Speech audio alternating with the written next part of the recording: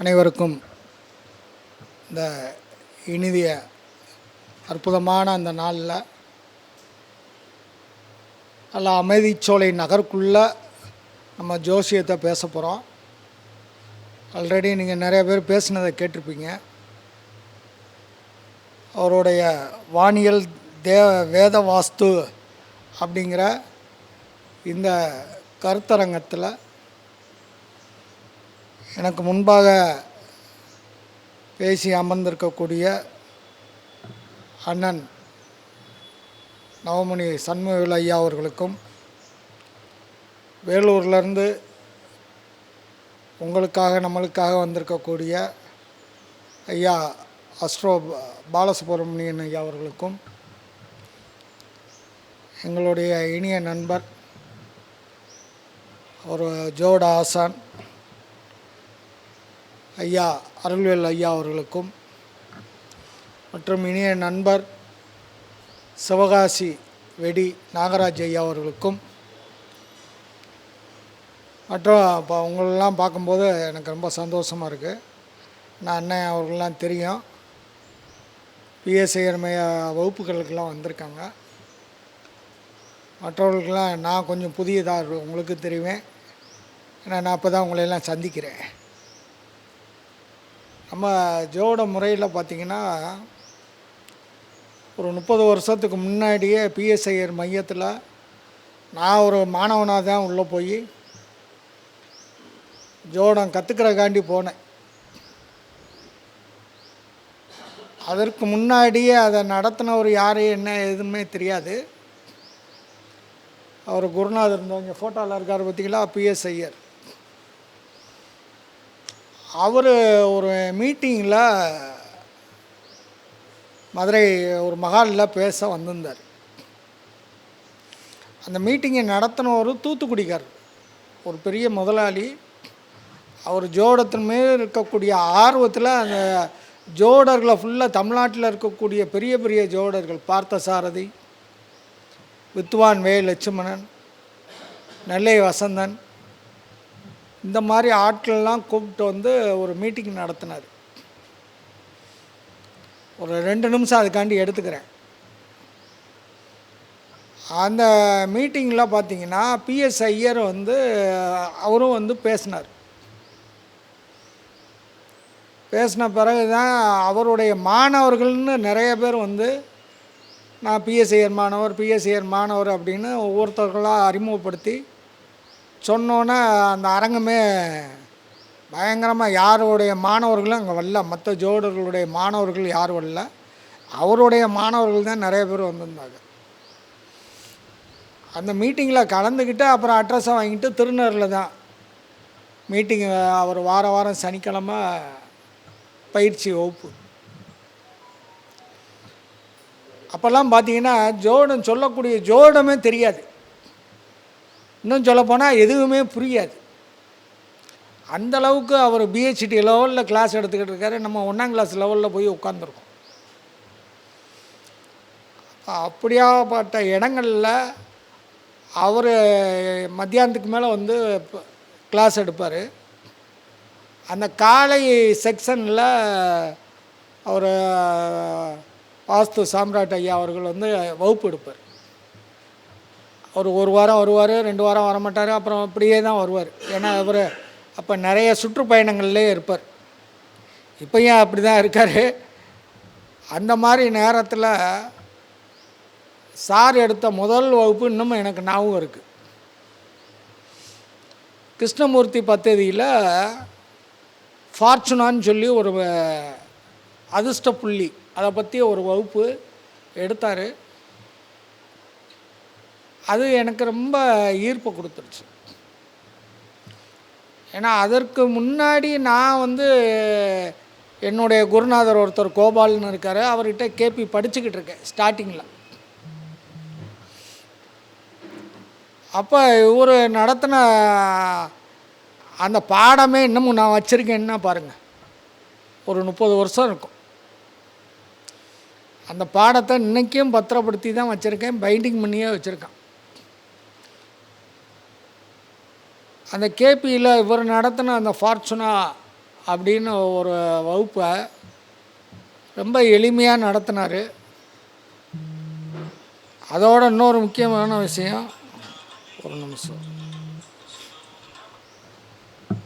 Hello sir, நான் மீட்டிங்கில் இருக்கேன், கூப்பிடுறேன்.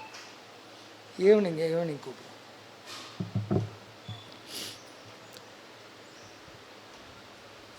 எளிமையாகவும் நடத்தினார், ரொம்ப இன்ட்ரெஸ்டிங்காகவும் நடத்தினார். அது இன்னொரு இந்த கேபிக்குள்ளே நான் வர்றதுக்கு ஒரு தூண்டுகோல் சார் தான். என்னுடைய குருநாதர் பேசிக்கிலேருந்து நடத்தி கொடுத்தாரு. இதில் ஆர்வத்தை தூண்டி விட்டது சாருடைய ஃபார்ச்சுனா. அப்படின்னா என்னன்னே தெரியாது, அதுதான் உண்மை. அப்போ அந்த லெவல்லேருந்து நம்ம ஸ்டார்டிங் லெவல்லேருந்தே படிச்சிருக்கோம். நான் இங்கே தெற்குவாசலில் தான் என்னுடைய ஆஃபீஸ் இருந்துச்சு. இப்போ பழங்கானத்தத்தில் நான் ஜோடா பயிற்சி மையமும் நடத்துகிறேன், ஜோடும் பார்த்துக்கிட்டு இருக்கேன். இப்போ இடையில எனக்கு கொஞ்சம் போன வருடம் இதே தை மாதம் கொஞ்சம் உடல்நிலை ஆரோக்கிய பாதிப்பு வந்ததுக்கு பிறகு மீட்டிங் அதிகமாக போகிறதில்ல. இப்போ இந்த மீட்டிங் நம்ம ஊருங்கிறனால வந்துட்டேன். இப்போ நீங்கள் எல்லோரும் வாங்க, நீங்கள் பாரம்பரிய ஜோடத்துக்குள்ளே நிறைய விஷயங்களை தெரிஞ்சு வச்சுருப்பீங்க. இந்த பாரம்பரிய ஜோடத்துக்கும் இந்த கிருஷ்ணமூர்த்தி பத்ததின்னு சொல்லக்கூடிய கேபி மெத்தடுக்கும் என்ன வித்தியாசம் அப்படிங்கிறத முதல் தெரிஞ்சுக்கணும். இந்த கிருஷ்ணமூர்த்தி பத்ததிக்கும் பாரம்பரிய ஜோடத்துக்கும், பாரம்பரிய ஜோடத்தில் இல்லாத அப்படி சிறப்பு இந்த கேபிக்குள்ளே இருக்கா அப்படின்னா இருக்குது. இன்னொரு பதில் எளிமையும் இருக்குது. நம்ம பாரம்பரிய ஜோடத்தை பேசும்போது நிறைய விஷயங்களை உள்வாங்கிக்கணும்,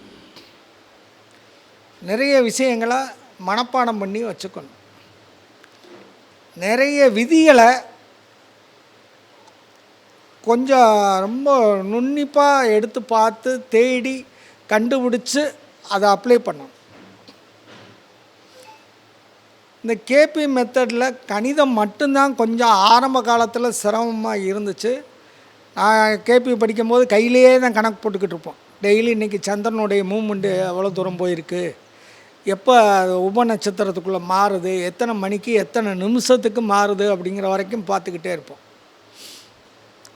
அப்போ இந்த பாரம்பரியத்தில் இருக்கக்கூடிய மனப்பாடம் இதில் கொஞ்சம் கம்மி தான்.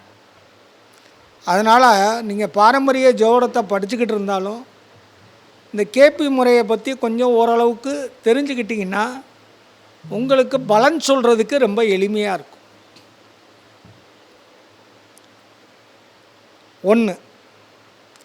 ரெண்டாவது, பாரம்பரிய ஜோடத்தில் இல்லாதது என்ன இருக்குது அப்படின்னு பார்த்திங்கன்னா இந்த கேபி ஜோடத்துக்குள்ளே நிறைய இருக்குது. அதை சொன்ன மாதிரி அதை விட எளிமையாகவும் இருக்குது. அதுக்கு ஒரு பேர் வச்சுருக்கேன். இது கால்குலேட்டர் சிஸ்டம். இந்த கேபி ஜோடம் ஒரு கால்குலேட்டர் சிஸ்டம் மாதிரி தான். 2x2 போட்டால் 4ன்னு ஆன்சர் வரும். 3+2ன்னு போட்டால் 5ன்னு ஆன்சர் வரும். கால்குலேட்டரில் தட்டினா, நான் தட்டினா மட்டும் வராது, நீங்கள் தட்டினாலும் வரும். அது மாதிரி தான் இந்த கேபி ஜோடத்தில் நீங்கள் அடித்தாலும் அதே ஆன்சர் வரும், நான் அடித்தாலும் அதே ஆன்சர் வரும். பலன் சொல்கிறது. பாரம்பரியத்தில் நான் ஒரு விதி சொன்னேன்னா அதுக்கு எதிர்மறையான ஒரு விதியை அதே ரூலை வச்சு நீங்கள் சொல்ல முடியும். பாரம்பரியத்தில் இந்த முரண்பாடு பாரம்பரியத்துக்குள்ளே இருக்குது. அதற்கு காரணம் அப்படின்னா ஒரே விதி ப்ளஸ்ஸையும் சொல்லுது, இன்னொன்று மைனஸையும் சொல்லுது.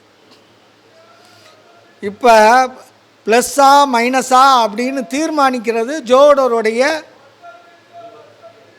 அறிவு சார்ந்த ஒரு விஷயம். எந்த இடத்துல அது ப்ளஸ்ஸாக சொல்லணும், எந்த இடத்துல அது மைனஸாக சொல்லணும் அப்படிங்கிற வணக்கம் வித்தியாசத்தை நம்ம உணர்ந்து சொல்லணும். கேபியில் அது கிடையாது. எஸ்னா எஸ், நோனா நோ. இப்படி நம்ம பலன் சொல்ல போகும்போது இது எளிமையாக இருக்குமா இல்லை முரண்பாடோடு இருக்குமா? சொல்லுங்கள். எளிமையாக இருக்கும். அப்போ இந்த கேபி முறையை நீங்கள் தெரிஞ்சுக்கங்க. இந்த கேபி முறையில் பலன் பார்க்குறதுக்கு சில விதிமுறைகளை நீங்கள் கொஞ்சம் தெரிஞ்சுக்கிட்டிங்கன்னா ரொம்ப ரொம்ப எளிமையாக இருக்கும். இன்னொன்று, கிருஷ்ணமூர்த்தி பத்ததி முறையில் கணிதம் பண்ணணுங்கிறது ஒரு பக்கம் இருந்தாலும், அந்த கிருஷ்ணமூர்த்தி பத்ததியில் கணிதம் பண்ணாமலே உங்களுடைய பாரம்பரிய அடிப்படையில் பாரம்பரியத்தில் எழுதப்பட்ட ஜாதகத்துக்களே பலன் சொல்லலாம். இதுதான் என்னுடைய குருநாதர் திரு கோபால் அவர்கள் எனக்கு சொல்லி கொடுத்த ஒரு சூட்சும. அப்படி வச்சுக்கோங்க. எந்த மாதிரி எளிமையாக சொல்லலாம்? இப்போ பாரம்பரியம் நம்மளுக்கு தெரியும். இதை கேபிக்குள்ளே எப்படி அடாப்ட் பண்ணுறது அப்படிங்கிறதையும் நான் சொல்லிடுறேன்.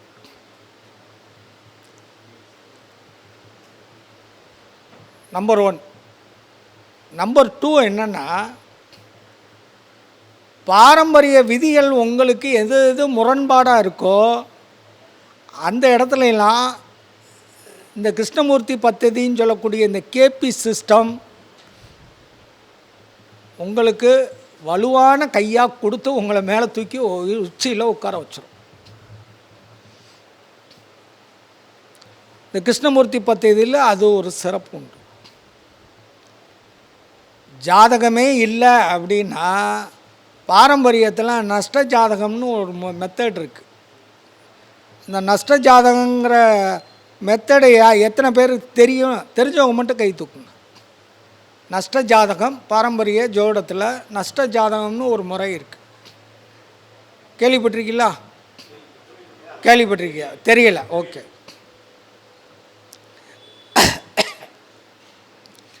அந்த நஷ்ட ஜாதகத்தினுடைய பரிணாமந்தான் கேபியில் பிரசன்ன முறை.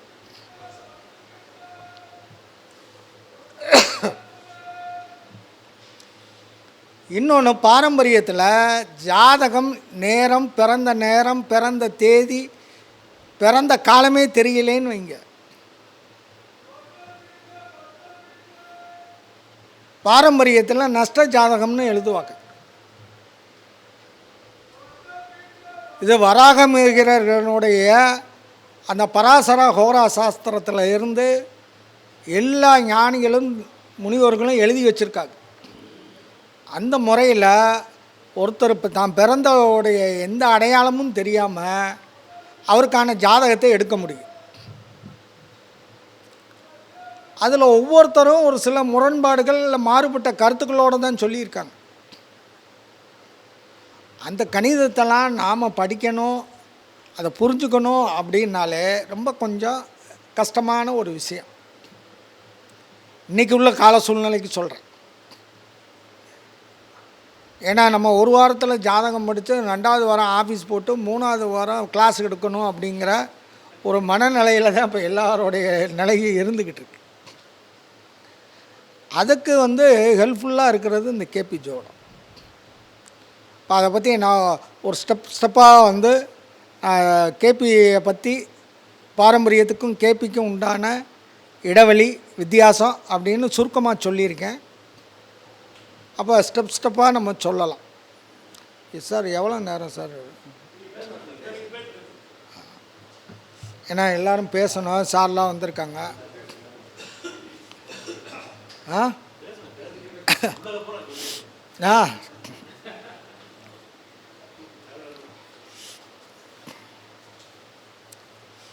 இப்போ யாருக்கெல்லாம் பிறந்த நேரம் தெரியாது, இல்லை லக்னத்தில் டவுட் இருக்குது, எனக்கு இந்த ராசியா அந்த ராசியான்னு யாருக்கெல்லாம் டவுட் இருக்குது, இங்கே உள்ளவங்களுக்கு சரி பண்ணிக்கோ. யாருக்குமே இல்லை, எல்லாத்துக்கும் பக்காவான ஜாதகம் இருக்குது. அப்போ நம்ம எல்லாருமே பெரிய ஜோசியர் தான்.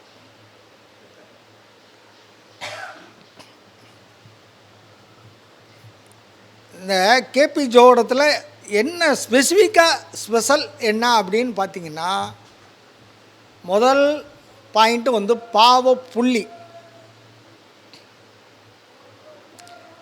ஸ்ரீபதி பாரம்பரிய ஸ்ரீபதி பத்ததியில் பாவ ஆரம்பம், பாவ மத்தியமம், பாவ முடிவு.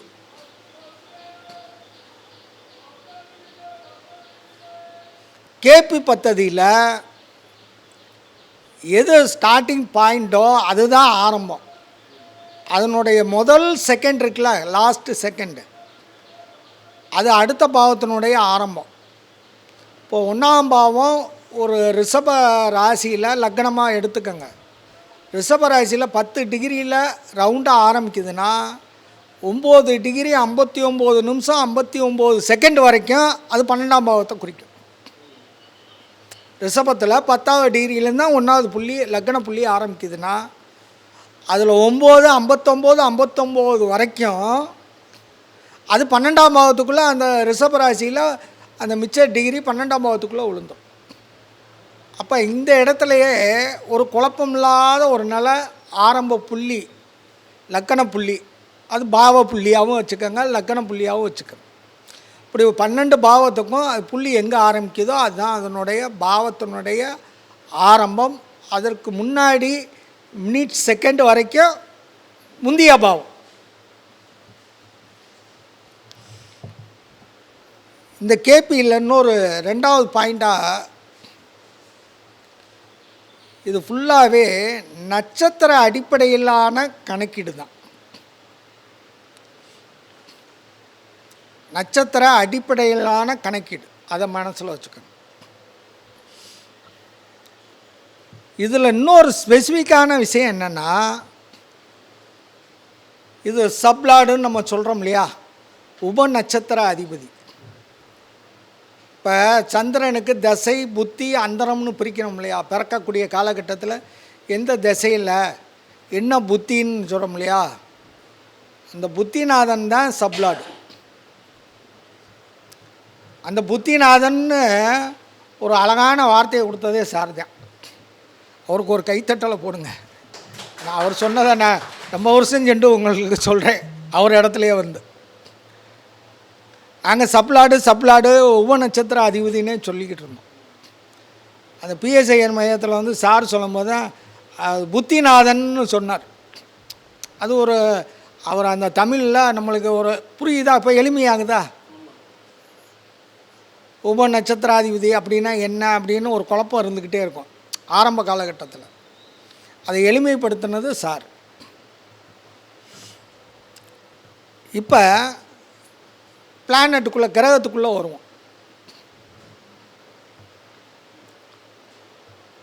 பாரம்பரியத்தில் ஆட்சி, உச்சம், நட்பு, பகை, நீசம், சமம், அதையும் சேர்த்துக்கங்க. இவ்வளவு இருக்குல்ல. கேபியில் இது எதுவுமே இல்லை. சரிங்களா? வித்தியாசத்தை புரிஞ்சுக்கணும். கிருஷ்ணமூர்த்தி பத்ததியில் ஒரு கிரகத்தினுடைய ஆட்சி, உச்சம், மூலத்திரிகோணம், நீசா, நட்பு, பகை, சம, எந்த ரூலும் இதுக்குள்ளே கொண்டு வர வேண்டிய அவசியமே இல்லை. அப்போ இந்த ஞாபகத்துலேருந்து நம்ம கொஞ்சம் விளையிட்டோமா, இதை மனசில் வைக்காமல் எளிமைப்படுத்திக்கிட்டோமா ஒன்று. அடுத்து பார்த்திங்கன்னா ரூலிங் பிளானட். இந்த ரூலிங் பிளானட்டு அப்படின்னு பார்த்திங்கன்னா கிருஷ்ணமூர்த்தி ஐயா காலத்தில் 5 தான் இருந்துச்சு.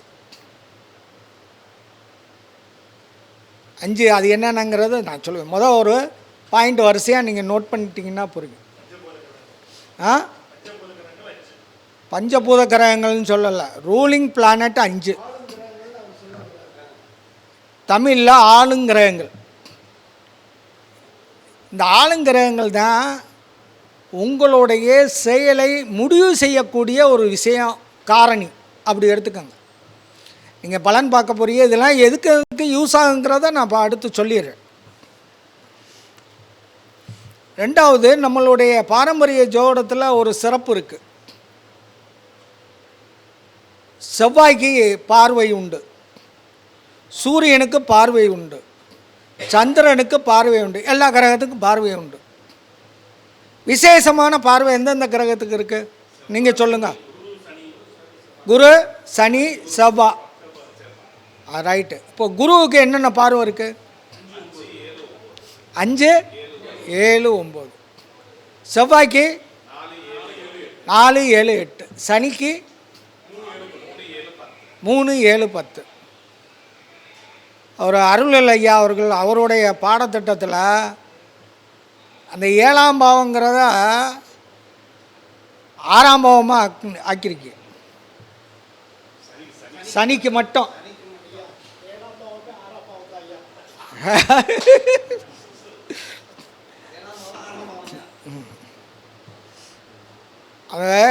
அதுக்கு ஒரு அருமையான விளக்கம் சார் சொல்லியிருந்தார்.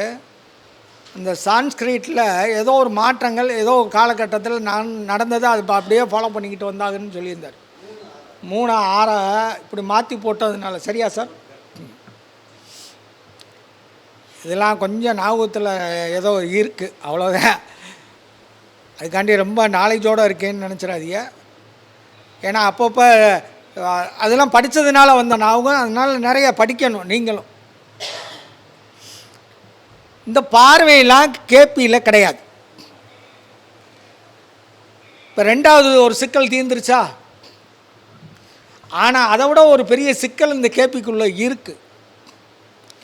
இதை நடைமுறையில் எந்த ஜோசியரும் பார்க்குறது இல்லை. நான் பார்க்குறேன், எத்தனை பேர் பார்க்குறாங்கிறது எனக்கு தெரியல. ஆனால் இந்த கேபி முறையில் பலன் சொல்லக்கூடிய பெரும்பாலான ஜோடர்கள் இதுக்குள்ளே போகிறதில்ல. ஏன்னா இது வந்து பாகை வழி பார்வைகள்னு பேர். இதுக்கு டிகிரி மினிட்ஸில் தான் இந்த பார்வைகளை வித்தியாசப்படுத்தி பார்க்குறாங்க. உதாரணத்துக்கு 30வது டிகிரி ஒரு பாவத்தினுடைய டிகிரி எந்த 5ஆம் பாவம்னு வைங்க. 5ஆம் பாவம் வந்து ஒரு டிகிரியில் இருக்குது உதாரணத்துக்கு. இப்போ உங்கள் லக்கணத்துலேருந்து 5ஆம் பாவத்தை ஏதாவது ஒரு பாவத்தை சொல்லுங்கள், யாராவது ஒருத்தர். சிம்மம் அப்படி வச்சுக்கோங்க. சிம்மத்தில் 5ஆம் பாவம் வந்து 20வது டிகிரியில் இருக்குதுன்னு வைங்க. இந்த 5ஆம் பாவம் 20வது டிகிரியிலேருந்து புத்திரத்துக்கு காரகன்னு இருக்கு இல்லையா? எந்த கிரகத்தை எடுத்துக்கலாம்? குரு எடுத்துக்குவோமா? ரைட்டு. அப்போ வேறு எந்த கிரகமும் புத்திர காரகத்துவம் வராது. கரெக்டாக? அதையே அப்படியே வச்சுக்குவோம். இந்த குருவுக்கும் இந்த சிம்மத்தில் 20வது டிகிரியில் இருந்து குரு வந்து உதாரணத்துக்கு 120வது டிகிரியில் இருக்காருன்னு வைங்க. எத்தனாவது ராசியில் இருப்பார் சார்? ஒரு ராசிக்கு 30 டிகிரி, 4வது ராசியில் இருப்பாரா? இப்போ சிம்மத்துலேருந்து 4வது ராசி என்னங்க? விருச்சகத்தில் 20 டிகிரியே வச்சுக்கோங்க. அதே 20 டிகிரி. குழந்தை உண்டா அப்படின்னு ஒரு கேள்வி வருதுன்னா குழந்தை உண்டுன்னு சொல்லிடலாம். சரியா? இப்போ எதுவுமே பார்க்கல, ஒரே ரூல் தான். சிம்ம லக்கணம் ஜாதகருக்கு 4வது ராசியில் குரு இருக்காருன்னு வைங்க. 120வது டிகிரியில் குரு இருக்காருன்னா கல்யாணம் பண்ணோடனே குழந்தை உண்டு. கொஞ்சம் எளிமையாக இருக்கா? வித்தியாசமாக இருக்கா? இப்போ விருச்சகத்தில் அதே மாதிரி பலந்தரும் ராசிகள்னு கேபியில் ஒரு விதி இருக்குது. பலந்தரும் ராசிகள்.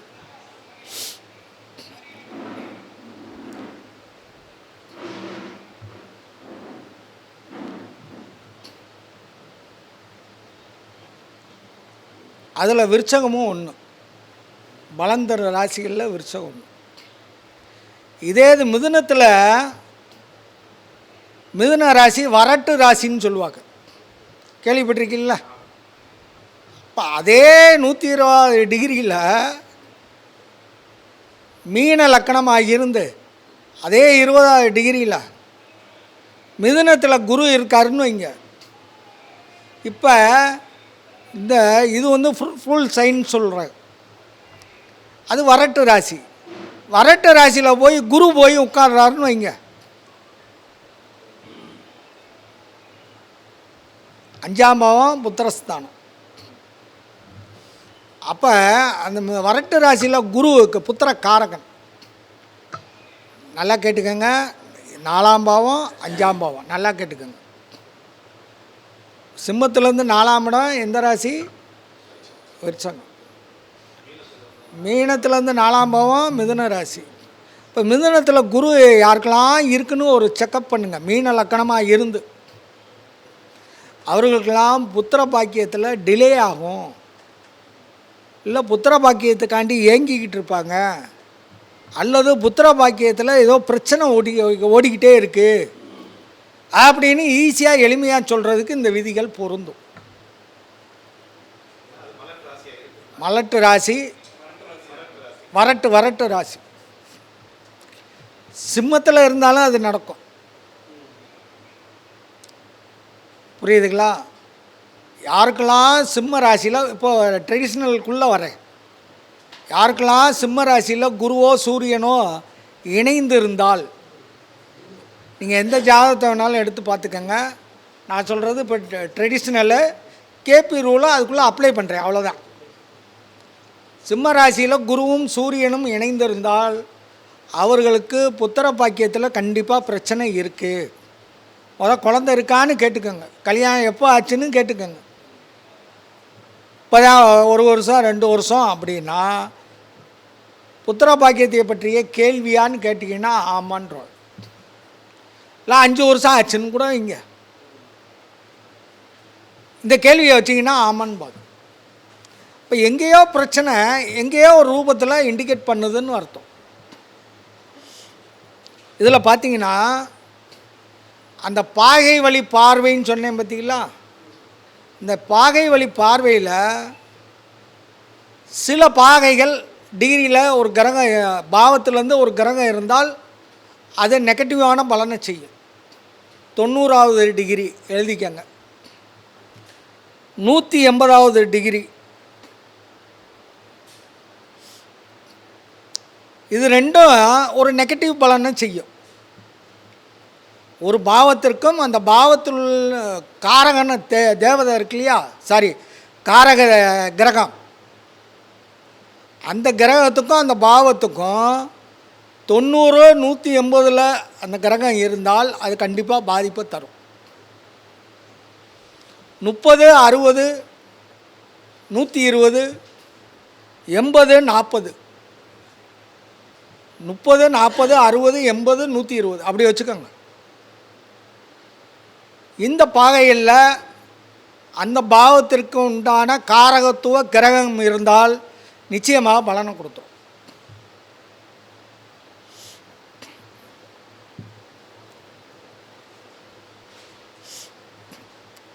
இந்த பலன் தரக்கூடிய இந்த பாகை வழி பார்வைகள் இருக்கு இல்லையா, இதுக்கு பேர் ஹார்மோனிஸ் அப்படின்னு சொல்கிறாங்க, ஆஸ்பெக்ட். இந்த பிரச்சனைக்குரியது என்ன, சேலஞ்சிங் ஆஸ்பெக்ட் அப்படி வச்சுக்கோங்க.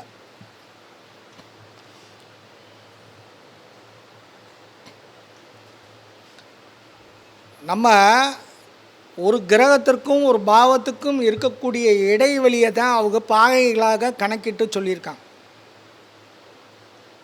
அப்போ இது ரொம்ப ரொம்ப முக்கியம். ஒருத்தருக்கு எப்போ கல்யாணம் ஆகும் கேபியில் ஈஸியாக கண்டுபிடிக்கலாம். ஒருத்தருக்கு எப்பொழுது குழந்தை பிறக்கும் 2 பேர் ஜாதகத்தையும் வச்சு டிசைட் பண்ணிடலாம். 2 பேர்த்துக்கும் எப்போ ஒரே மாதிரியான காலம் வருதோ, காலத்தை தீர்மானிக்கிறதுல ரொம்ப அக்யூரஸியாக பாரம்பரியத்துக்கும் கேபிக்கும் கணக்கு போட்டு பார்த்தோம்னா பாரம்பரியத்தில் சில கணித சிக்கல்கள் இருக்குது. சிக்கல்கள், முரண்பாடுலாம் இல்லை, சிக்கல்கள். அது நம்மளுக்கு அந்தளவுக்கு துல்லிதமாக போகிறதுக்கு வழி தெரியலேன்னு தான் சொல்லணும். அதில் தெளிவாக இருக்குது, நம்மளுக்கு பார்க்க தெரியாது, இல்லாட்டினா அந்தளவுக்கு நுணுக்கமாக நம்மக்கிட்ட கணித அறிவு இல்லைன்னு தான் நம்ம ஏற்றுக்கணும். ஆனால் கிருஷ்ணமூர்த்தி பദ്ധதியில் ரொம்ப எளிமையாக இந்த இடைவெளி அளவுகளை வச்சு நம்ம கண்டுபிடிச்சி சொல்லிடலாம்.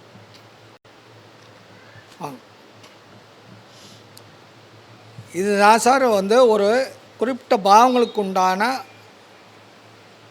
வித்தியாசம். என்ன வித்தியாசம்?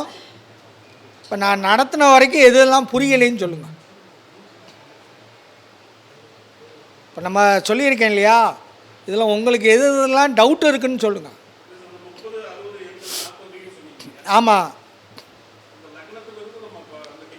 அந்தந்த பாவத்துக்கு உண்டான இப்போ புத்திர பாக்கியம்னா 5ஆம் பாவத்துக்கும் அந்த புத்திர காரகன் யார்?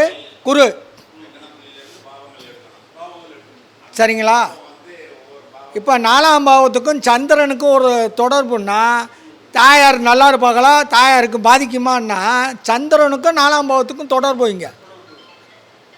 9ஆம் பாவத்துக்கும் சூரியனுக்கும் தொடர்பு வைங்க. சரிங்களா? இப்போ ஜாதகருக்கும் லக்கண புள்ளிக்கும் லக்கண அதிபதிக்கும் இதே 30-60 போய் உட்காந்துருந்துச்சுன்னு வைங்க, நல்லாயிருக்கும்.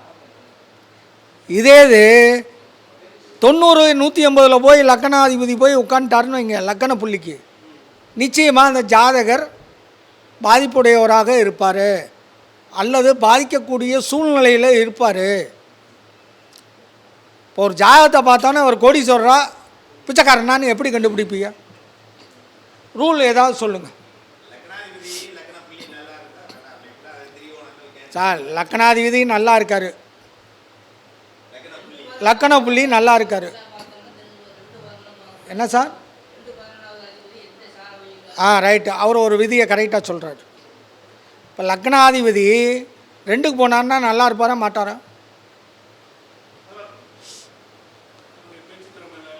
நல்லா இருப்பார். சில பேர் வெட்டி பேச்சா பேசி வீணாக போனவங்க இருக்காங்களே. இப்போ கும்ப லக்கணம்னு வைங்க, இல்லை மகர லக்கணம்னு வைங்க, 2ல் சனி, வாக்கு சனி போக்கை கெடுக்கும்னு சொல்லியிருக்கேன். அதே பாரம்பரியம்தான். அது உண்மையா? இல்லை 2ல் சனி இருக்கேன் நல்லா இருப்பேன்னு சொல்கிறது உண்மையா? முரண்பாடு வருதா? அதோட குழப்பமும் சேர்ந்து வருதா? இப்போ நான் சொல்கிற ரூலை வச்சுக்கோங்க. லக்கணம் மகர லக்கணம், லக்கணாதிபதி 2ல் ஆட்சியாக இருக்கார். லக்கணாதிபதி பலம் தானே, 2ஆம் அதிபதியும் பலம் தானே. அப்போ பொருளாதார ரீதியாக உயர்வாகணும்னா ஆகக்கூடாதா? இருக்கணும்ல. ஆனால் அந்த லக்கண புள்ளியிலேருந்து 30வது டிகிரியில் போய் அந்த கிரகம் இருந்தால் சூப்பராக இருக்கும். நல்லா கேட்டுக்கங்க. இதே லக்கணாதிபதி 60வது டிகிரியில் இருந்தால் சூப்பராக இருக்கும். இதுக்கு ஒரு ஆர்பிட் இருக்குது, ஆர்ப்புன்னு சொல்லுவாங்க. அந்த இடைவெளி இவ்வளோ குறைந்தபட்சம் இந்த பக்கம் 4 டிகிரி, இந்த பக்கம் 4 டிகிரி. 30ன்னா கரெக்டாக நிற்காதே அப்படின்னு ஒரு கேள்வி நம்மளுக்குள்ளே வருதா? அப்போ அவர் கேட்கணும்னு நினச்சாரு, நான் சொல்லிட்டேனா?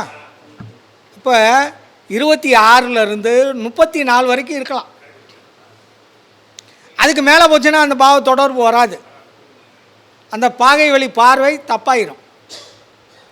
நீங்கள் நம்மெல்லாம் என்ன சொல்கிறோம், 4ஆம் பார்வை செவ்வாய்க்கு இருக்குது அப்படின்னா 4வது ராசி 30 டிகிரியும் தூக்கி எடுத்துக்கிறோம். அது கிடையாது. இது கொஞ்சம் அக்யூரஸியாக போகுது. இப்போ இதே 90வது டிகிரியில்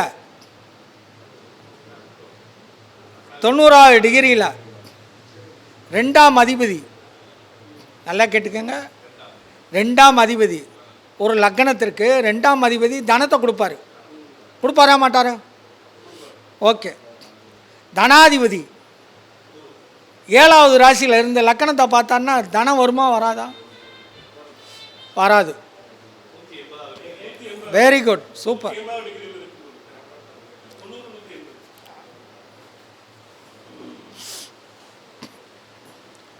அப்போ இது பணத்துக்காக அவர் போராடுவார். Challenging aspect. நீங்கள் கிடைக்காதுன்னு சொல்ல முடியாது, அதுக்கான போராட்டம் அந்த ஜாதகருக்கு இருந்துக்கிட்டே இருக்கும். அப்படி கூட எடுத்துக்கோங்க. பாடுபட்டு சேர்த்த காசு எங்கிட்டோ பிஞ்சு போய் கடைசியில் மிச்சம் எவ்வளோ வரும்? வரவு 8 செலவு 10ங்கிற மாதிரி ஆயிரும். அப்போ இது கொஞ்சம் நுணுக்கமாக இன்டிப்பாக போய் டக்குன்னு டச் பண்ணுற மாதிரி இருக்கா இல்லையா?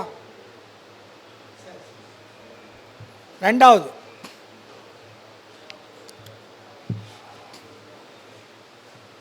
இப்போ இந்த கேபி முறை ஒரு 6 ரீடர் இருக்கு. அவர் கிருஷ்ணமூர்த்தி ஐயா அவர்கள் எழுதின 6 ரீடர் புக்கு அத்தனையும் அவர் ஆங்கிலத்தில் தான் எழுதினார். அது இப்போ பூரா தமிழ்லேயே வந்திருக்கு. அதை வாங்கி பாருங்கள், படிங்க. கிருஷ்ணமூர்த்தி பத்ததின்னு போட்டாலே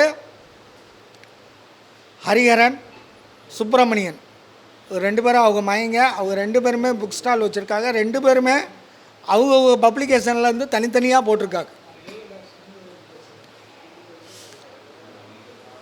அடிப்படை ஜோதிடம், பிரசன்ன ஜோதிடம்,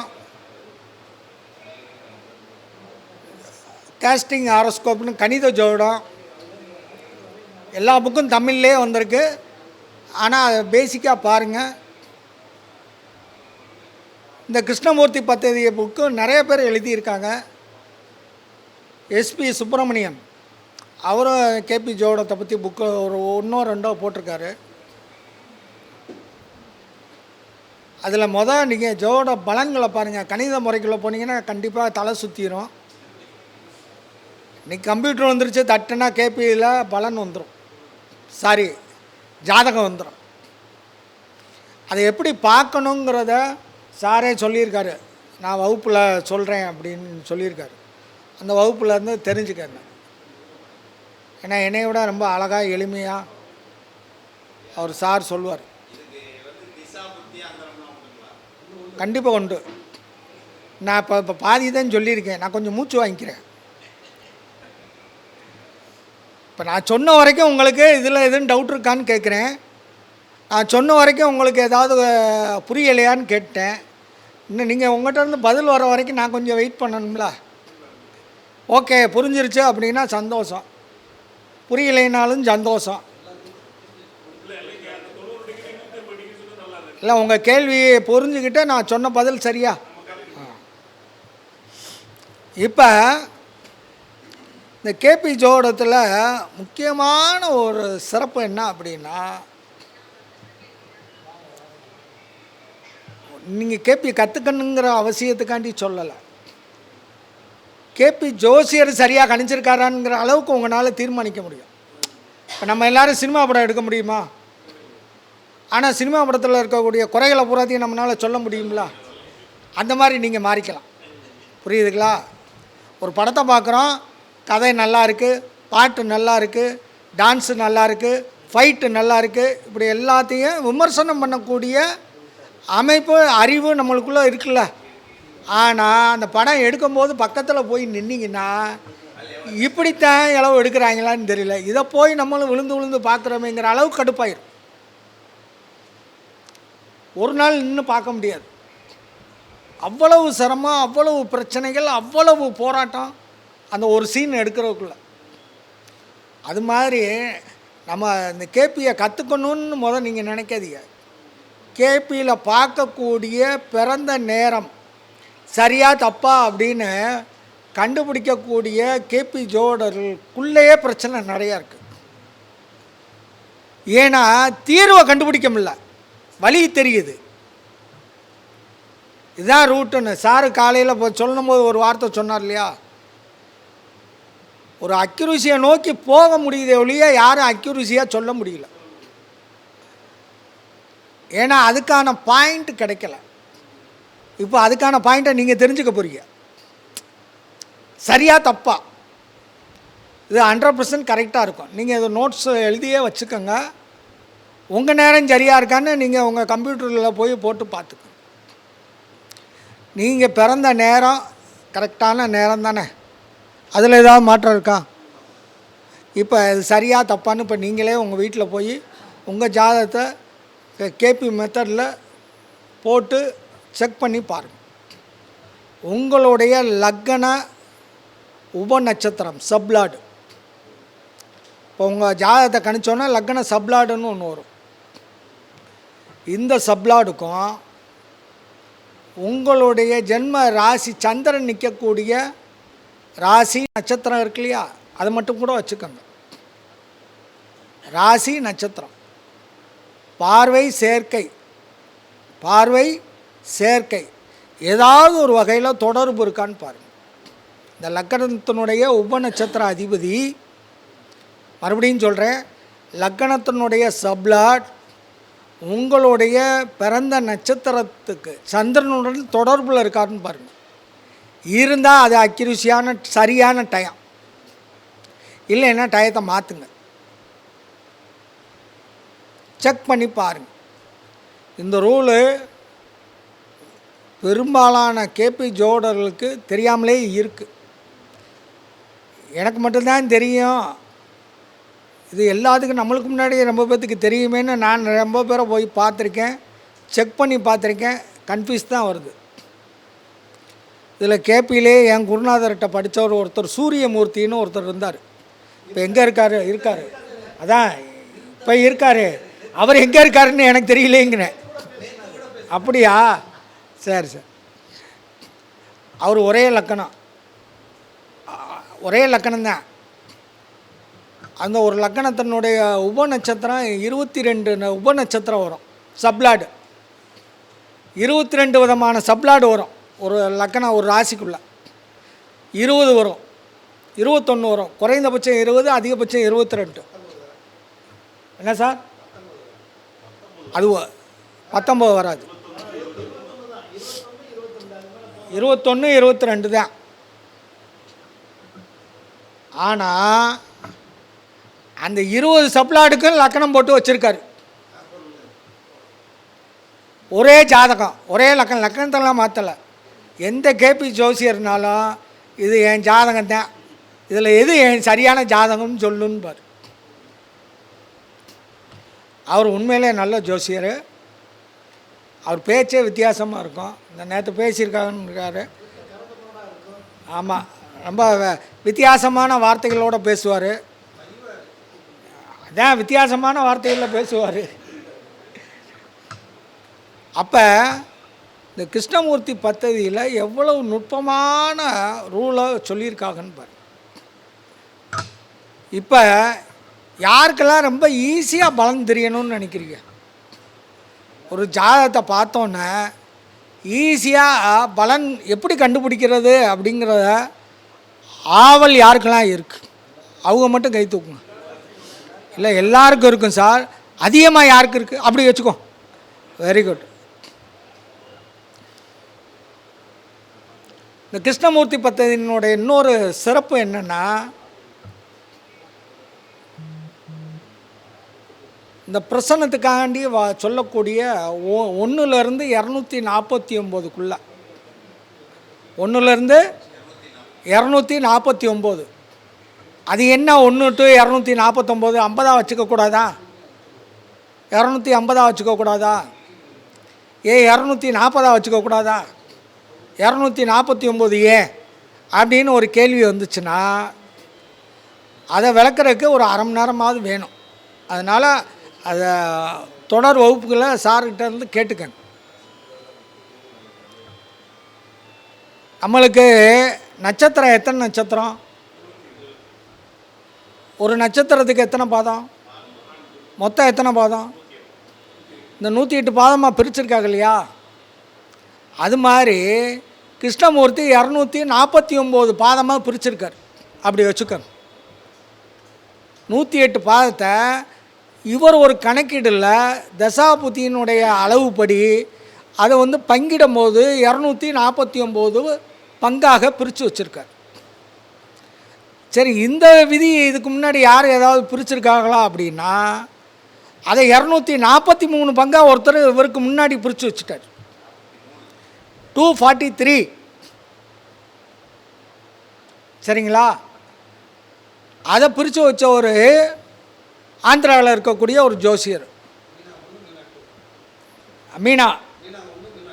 ஆமாம், மீனா 1 தான். அதுக்கப்புறம் வந்தவர் தான் மீனா 2. ஆர்ஜி ராவ் இல்லை, ஆர்ஜி ராவ் தான் மீனா.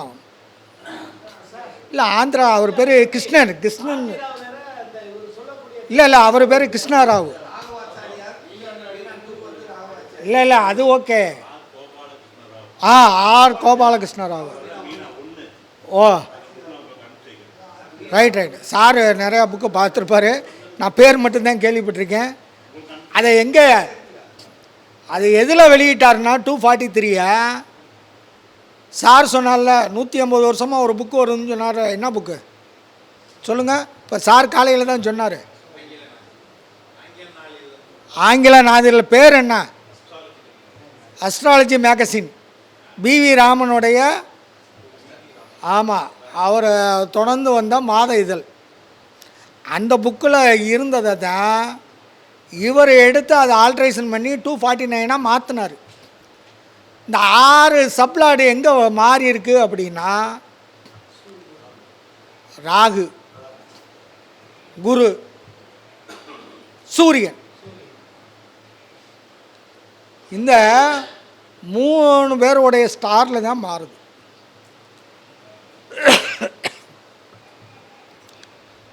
இது ஒரு குறிப்புக்காக சொல்கிறேன். இது விளக்கமாக சொல்லணுன்னா சாரே உங்களுக்கு சொல்லிடுவார். சரிங்களா? நான் அங்கங்கே தொட்டு தொட்டு வந்துடுறேன். ஏன்னா எனக்கு கொடுக்கப்பட்ட நேரத்துக்குள்ளே நான் முடிக்கணும். இப்போ கடைசியாக ஒரு விஷயத்துக்குள்ளே வருவோம்.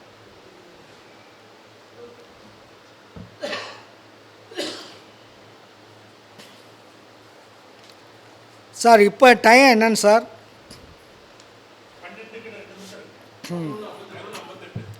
நான் 11:11 வந்து பேசினேன். நான் நேற்றே குறித்து வச்சுட்டேன். முந்தா நாள் குறித்து வச்சேன், நம்ம எத்தனை மணிக்குள்ளே பேசுவோம் அப்படின்னு. 11 மணிலேருந்து 11:18 பேசுவோன்னு குறித்து வச்சுட்டு வந்தேன். அக்யூரஸியாக நான் சொல்லும் போது நான் சரியாக இருக்கான்னு நான் செக் பண்ணணும்ல. நான் இந்த ஒரு 7 நிமிஷத்தை கணக்கு போட்டு எழுதி வச்சுட்டு வந்திருக்கேன். 11லேருந்து 11:18 வரைக்கும். போட்டது 12 போட்டேன். அப்புறம் மறுபடியும் அந்த கருப்பு பேனால் திருத்தி இருக்கேன் பாருங்க, 11:18 போட்டேன். என்ன சார்? ஓரையெல்லாம் இல்லை, ஓரைக்குள்ளேயே நான் போவே இல்லையா. ஓரைக்குள்ளே போவோம், கொஞ்ச நேரம் சென்று போவோம். நீங்களாம் ஜெயிக்கிறதுக்கு அது ஒரு வழி இருக்குது. கேபியிலே ஓரை சார். ஜோசியருக்கு எல்லா ஓரையும் நல்லது தான் சார். ஆகாத ஓரை எதுன்னு சொல்லுங்கள் சார். ஆகாத ஓரை எது சொல்லுங்கள் சார்.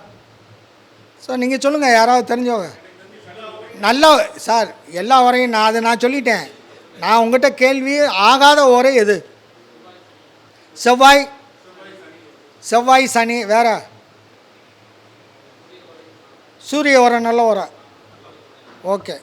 தேய்பிறை சந்திரன் ஓடும்போது சந்திர ஓரை நல்ல ஓரை. புதன் ஓரை நல்ல ஓரை.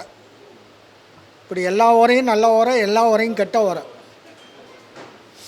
சரிங்களா? இப்போ ஒருத்தர் செவ்வாய் ஓரையில் வர்றாரு, நல்லா கேட்டுக்கங்க. செவ்வாய் ஓரையில் ஒருத்தர் வர்றாரு. சார் சொல்லிட்டாரு, ஆகாத ஓரை, கெட்ட ஓரை. ஆமாவா இல்லையா? சார் கரெக்டாக சொல்லியிருக்காருல சார்? நீங்கள் சொல்லுங்கள் சார். உங்கள் பேர் சார்? ஜெயராமன். செவ்வாய் ஓரை ஆகாத ஓரைன்னாரு. சரியா தப்பா? அப்படி வருவோம், சொல்லுங்கள் சார். சரியாக சொல்லியிருக்காருன்னு சொல்லுங்கள். கரெக்டாக சொல்லிட்டாரு. அவருக்கு ஒரு கைத்தட்டலை போடுங்க, கைத்தட்டலை போடுங்க சார், சந்தோஷம். இப்போ செவ்வாய் ஓரையில் ஒருத்தர் வீடு வாங்கணும்னு கேட்டு வர்றாரு. ஆகுமா ஆகாதா? அப்போ இது நல்ல ஓரையா கெட்ட ஓரையா? இப்போ சரியா தப்பான்னு நீங்கள் முடிவு பண்ணிக்கங்க. ஆக கேள்வி பிறக்கக்கூடிய நேரத்தில் என்ன ஓரை ஓடுதுன்னு பாருங்கள். அதுக்கு சாதகமான பலன்னா சாதக ஓரை, ஆகாத ஓரை அப்படின்னா நல்ல ஓரை. ஒரு பொண்ணுக்கு மாப்பிள்ளை பார்க்குறக்கு பெண்ணு வீட்டுக்காரங்க வர்றாங்க. இந்த பொண்ணுக்கு கல்யாணம் நல்லபடியாக முடியுமான்னு கேட்குறாங்க. செவ்வாய் ஓரை ஓடிக்கிட்டு இருந்துச்சுன்னா மாப்பிள்ளை ரெடியாக இருக்காரு, முடிங்கன்னு சொல்லிடுங்க. சரிங்களா? என் தம்பிக்கு ஒரு வீடு பார்த்துக்கிட்டு இருக்கேன். அப்படி கூட என் தம்பிக்கு எப்படி இருக்குன்னு கேட்கும்போது செவ்வாய் ஓரை வருதுன்னு வைங்க, நல்லா இருப்பாருன்னு சொல்லுங்க. சரியா சார்? கூப்பிட்றேன். இப்போ செவ்வாய் உரை எல்லா உரையும் நல்ல உரைன்னு ஒத்துக்கிறீங்களா? எல்லா உரையும் ஆகாத உரை, எல்லா உரையும் ஆகாத உரை, அப்படி வச்சுக்கோங்க. இப்போ குரு உரை நல்ல உரையா கெட்ட உரையா?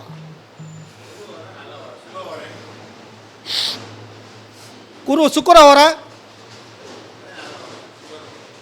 ஓ, குரு உரையில் ஒருத்தன் பணத்தை வாங்கிட்டு போகிறதுக்கு வந்திருக்கான், கொடுக்கவா அப்படின்னு கேட்டிங்கன்னா பணம் உங்கள் கையை விட்டு போனால் நல்ல உரையா? கடையும் கொடுத்தேன் திரும்பி வாங்கினா அது எப்போ இருந்தாலும் நல்ல உரையாயிரும்ல. அந்த நேரத்தில் உரையை பாருங்கள், உங்களுக்கு அதுதான் சாதகமான உரை. ஒருத்தன் உங்கள்கிட்ட இருந்து கடனாகவே வட்டிக்கே வாங்கிட்டு போகிறேன்னு வைங்க, அவனுக்கு நல்ல உரை. அப்போ ஒரே உரையில் ப்ளஸ் இருக்குது மைனஸ் இருக்குது. சரிங்களா? இப்போ நான் ஒரு மேட்ருக்குள்ளே வரேன். பலன் ஈஸியாக பார்க்குறதுக்கு வழிகட்டி இல்லை.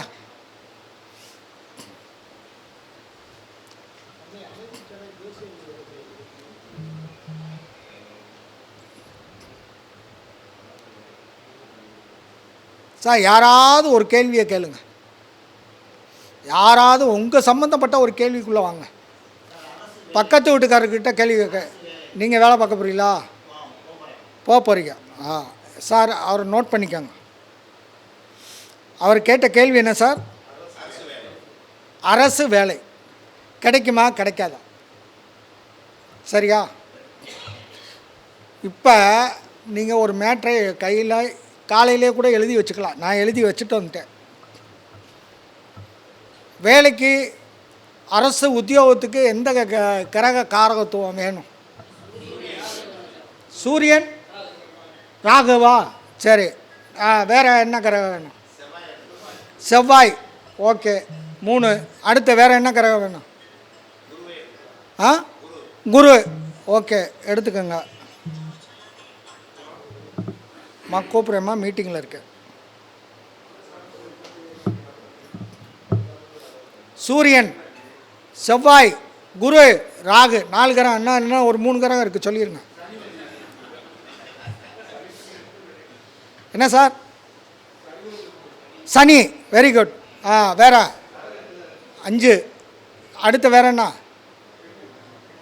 சரி, 5 கிரகத்தையே எடுத்துக்கும். சரிங்களா? இன்றைக்கி கிழமை என்ன போடுங்க? இன்றைக்கி கிழமை சனி போடுங்க. சார் உங்கள் பேர் என்ன சார்? மகேஸ்வரன். உங்களுக்கு தானே கேள்வி கேட்குறீங்க, அரசு வேலைக்கு போவாரா அப்படின்னு கேள்வி. இன்றைக்கி கிழமை என்ன? சனின்னு போட்டுக்கோங்க. சார் இன்றைக்கி ராசி என்ன? மீன ராசி. குரு போட்டுக்கோங்க. இன்றைக்கி ராசி அதிபதி குரு.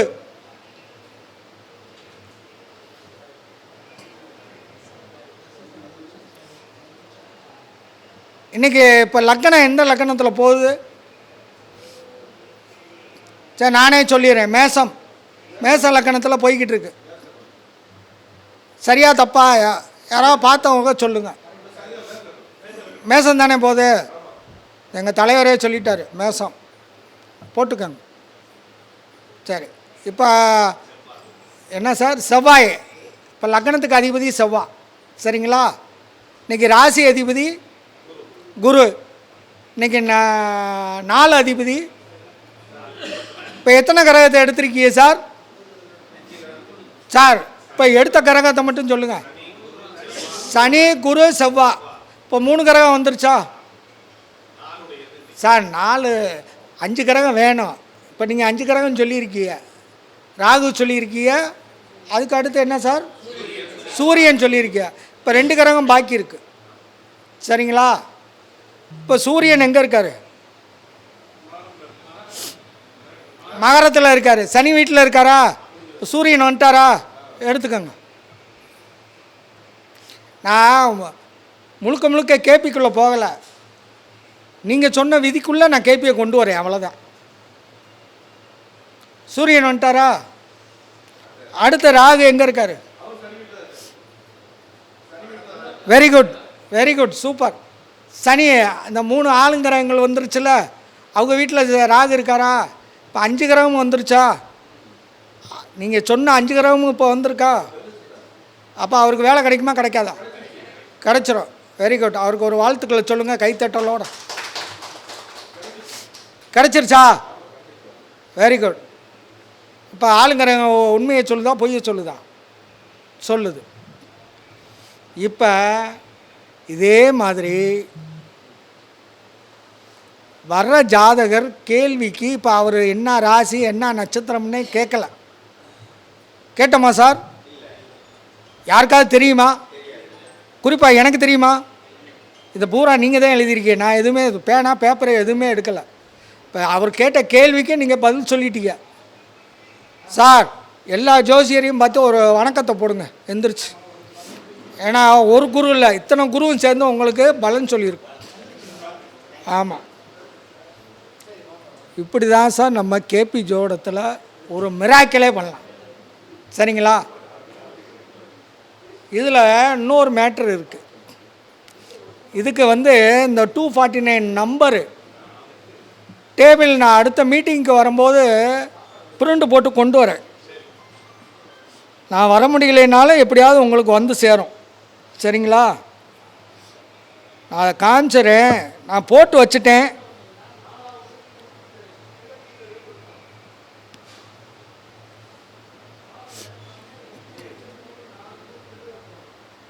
இந்த பாருங்கள், ஃபோனில் இருக்குது. பிரிண்ட் போட்டு தான் கொடுக்கணும், கொடுக்க முடியல. இந்த 249 நம்பர், இதுக்கு பேர் குல்பர்கா தேரி, எழுதிக்கங்க. இதில் பார்த்தீங்கன்னா ரெடிமேடாக ராசி லாடு, ஸ்டார் லாடு, சப் லாடு 3மே இருக்கும் டேபிளாகவே. 249 ஹோராரி நம்பர். ஹோராரின்னா என்ன? ஹோராரின்னா என்ன ஆங்கிலத்தில் முடிச்சிடும். இந்த ஒன்று தான் கம்ப்ளீட் ஆகிக்கிறேன். இந்த நம்பருக்கும் ஒரு நம்பரை கேட்டிங்கன்னா போதும். 1ஆம் நம்பர் சொல்கிறாங்கன்னு வைங்க. வணக்கம் வணக்கம். 1ஆம் நம்பர் சொல்கிறாங்கன்னா செவ்வாய் கேது கேது வச்சுக்கோங்க. ஒரு உதாரணத்துக்காண்டி சொன்னேன், ஞாபகத்துக்காண்டி. மேசராசியில் கேது நட்சத்திரத்தில் கேதுனுடைய சப்பு 1ஆம் நம்பருக்கு. சரிங்களா? 2ஆம் நம்பருக்கு சுக்கிரனுடைய சப்பு. இந்த சப்லாடு இப்போ ஒருத்தர் கேள்வி கேட்குறான்னு வைங்க. வேலைன்னு கேட்டால், உத்தியோகம்னு கேட்டால் சனியை எடுக்கணும். அவரை மாதிரி குறிப்பிட்ட அரசாங்க உத்தியோகம்னு கேட்டால் சூரியனை எடுக்கணும். சரியா? இந்த சூரியனுக்கும் கேதுக்கும் தொடர்பு இருக்கான்னு பார்க்கணும். 1ஆம் நம்பர்னு சொல்லிட்டாரு. கேதுக்கும் சூரியனுக்கும் தொடர்பு இருந்துச்சுன்னா கிடச்சிடும்னு சொல்லிடணும். ஒரே நிமிஷம்தான் பதில். நீங்கள் பார்த்து கேட்டு சொல்கிறதுக்கு ஒரு நிமிஷம். எஸ்ஆர்னோ சொல்லிடலாம். சரிங்களா? அதே மாதிரி திருமணம் எப்போ நடக்கும் அப்படிங்கிறதுக்கும் ஒரே நிமிஷத்தில் பதில் சொல்லிடலாம். சரியா? ஆனால் ஒரு நிமிஷத்தில் சொன்னீங்கன்னா அவங்க காசு கொடுக்க மாட்டாங்க. அப்போ கொஞ்சம் சரியாக ஆராய்ச்சி பண்ணி சொல்லணும். நன்றி, வணக்கம்.